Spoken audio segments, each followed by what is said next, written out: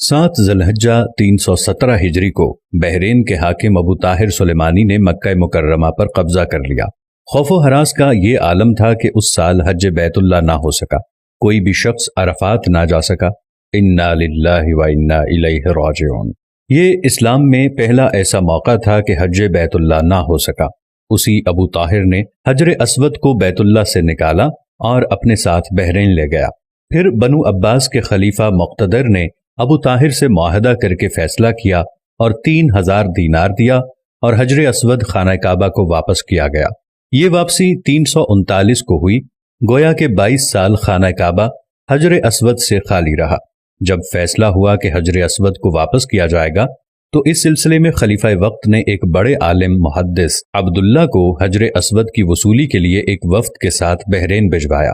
یہ واقعہ علامہ سیوطی کی روایت سے اس طرح نقل کیا گیا ہے کہ جب شیخ عبداللہ بحرین پہنچے تو بحرین کے حاکم نے ایک تقریب کا اہتمام کیا اور ان کو بتایا گیا کہ اس تقریب ہی میں حجر اسود کو ان کے حوالے کیا جائے گا۔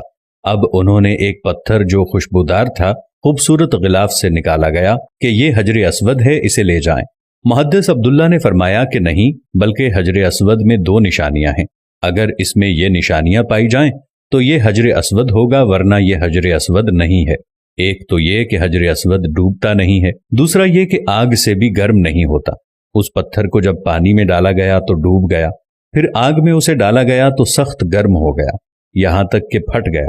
محدث عبداللہ نے فرمایا یہ ہمارا حجر اسود نہیں۔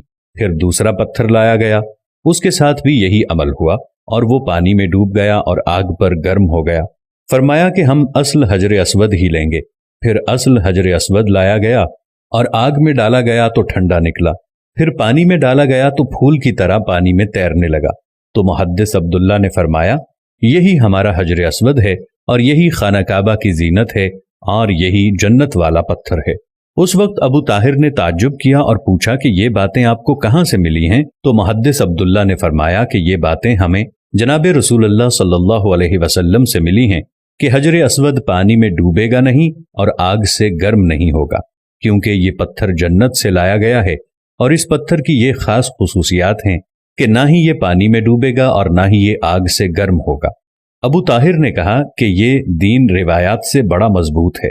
جب حجر اسود مسلمانوں کو مل گیا تو اسے ایک کمزور اونٹنی کے اوپر لادا گیا، جس نے تیز رفتاری کے ساتھ اسے خانہ کعبہ پہنچایا۔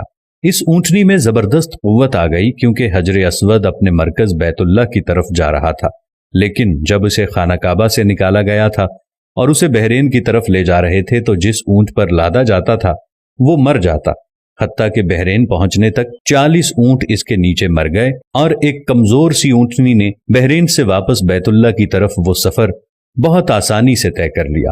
کیا خوبصورت شان ہے میرے اللہ کی، کیا خوبصورت شان ہے میرے نبی کی، اور کیا خوبصورت شان ہے اس حجر اسود کی کہ جو جنت کا پتھر ہے۔